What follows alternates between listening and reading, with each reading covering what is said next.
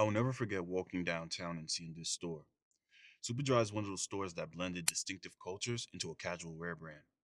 Exploding internationally after this celebrity wore their jacket, Superdry had over 500 stores worldwide. Pushed for people who had disposable income, Superdry became a status symbol without being a luxury markup. But over expansion of stores and inflation caused the brand to restructure. So how did a brand that was great at creating hype fall off? Well, here's how. So I'm super late to try to find parking, but today's video will be about Superdry.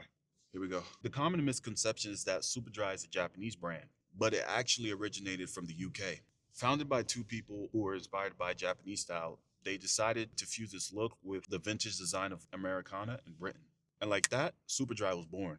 This allowed a large variety of shoppers, especially international shoppers, to take home a souvenir from the UK. The leaders of Superdry didn't care about ads at first. They believed their prime location in Covent would be able to spread word of mouth, and it did. With over 40 million tourists being exposed to the store annually, demand was easy to get. And because demand started to increase, they brought in a third co founder. And bringing him in put Superdry in a different stratosphere. They started wholesaling the clothes to different department stores in Europe. And this strategy worked because the revenue from the stores would fund Superdry's growth, giving them the option not to rely on external funding. Through the mid to late 2000s, they had enough cash flow to open 20 plus stores across UK and Europe.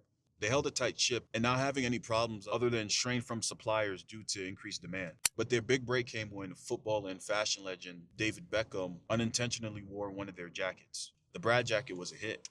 And ultimately, all this pre hype in the late 2000s led to their IPO in 2010. With wholesale in multiple countries and stores going over 100 internationally, Superdry came out the financial crisis of '08 as one of the fastest growing UK brands. They were positioned to go public. The CEO put it as they were building blocks for structure, not a cash out. The founders left post IPO, and Superdry shares ranged from €5 to 19, valuing the company at 400 million. This was pre social media, and they did all of this with zero ad spend. Oh, she's coming out. Oh, this is parking. She's coming out. Yes, I found parking. Yes. Now, with the newfound capital, they became ambitious enough to open up flagship stores in Paris and New York. Driven by 21 new stores, peak growth was in 2012, hitting €237 million and having shares peak at €19. And in the years following, revenue came up to 400 million. They rebranded all the cult stores to Superdry, and they bought out their franchise and distribution partners in Europe. With Germany being one of the largest fashion markets in the mid 2010s, they launched a flagship store in Munich. By the end of 2015, Superdry was looking at 300 plus branded locations around the world. Although this was great for the brand, another market was rising in the ranks. Brands like Lululemon and Gymshark started eating into their demographic as athleisure became very popular. They started broadening their products, which diluted their sharp fusion culture identity. Reaching another peak in revenue with 555 stores across 150 countries, margins began to slip. Becoming unprofitable in the late 2010s led one of the co founders, Julian, to force his way back into the company. Regaining control, Julian focused on what the management didn't want to. Unfortunately for Julian, he might have had the foresight for the company, but not for the world. COVID wiped out what was 70% of revenue and store sales for Superdry. They sunk deeper into profit loss as costs became bloated and the wholesale market started eroding. But Julian didn't panic. With all their bad fortune, he pulled the plug on 39 UK stores, raised 10 million in equity, and delisted the company from the stock exchange. And since their wholesale market was such a major leak in the business, they pulled the plug on that too. Cash flow became more stable despite the recent losses, and in 2025, he rebranded the company to Superdry & Co. The new rebrand aims to target Gen Zers in the athleisure market. Now, what I didn't mention was how they never really made headway in the e-commerce space. And this was due to how dominant their brick and mortar was, or how much presence they had in major cities to maintain relevance. Their rebrand also focused on social media. Having a TikTok presence brings a new light to the brand that isn't just focused on word of mouth, but likes and shares.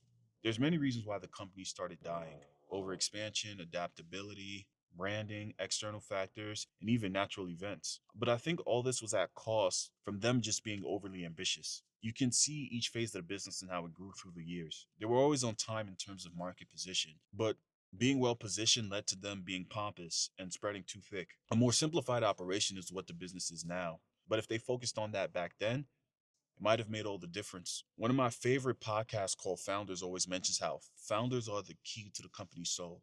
And when you're a founder like Julian is, you can't see something that's your life's work go to. Superdry was technically his child, so he couldn't just let it burn while he watches. So, with unbelievable tenacity, he stepped in and saved what was a falling star. Growing up, I only knew Superdry for the jackets because that's what I would see around me. In preparation for this video, understanding what it stood for and how it came to prominence really put it in perspective for me. Who knows, this brand could have a second act like Apple did, but only time and the market will tell. So that's my video for today. Comment below and let me know your thoughts on what you think happened to Superdry.